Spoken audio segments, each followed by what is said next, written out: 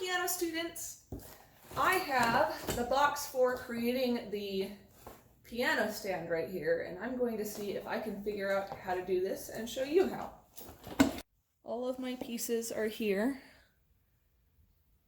in front of me, and I noticed that the screws are right here in the ends of the poles.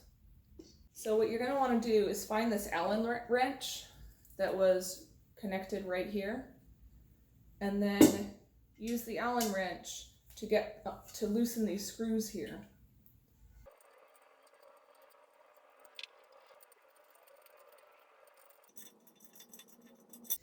Once you have all of the screws out of the ends of this, go ahead and open it up until this is lined up with the first hole here, or the last hole, depending on your perspective.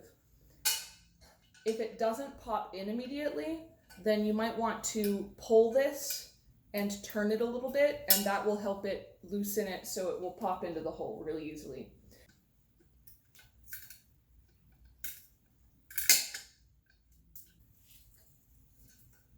For the next step, make sure your X is short, the short way, not the tall way. Make it go the short way.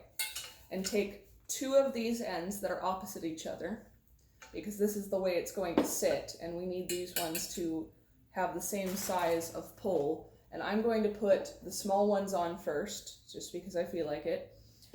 And I'm going to put one over here and one over here. Just screw your screws in there with the Allen wrench.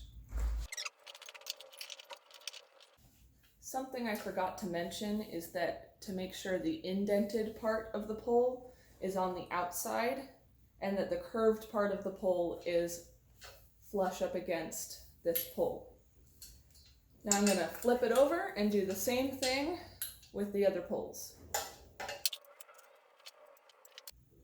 Once all of the legs are on, the next thing you're going to do is turn it to make sure that the big legs are on the bottom and the smaller ones are on the top.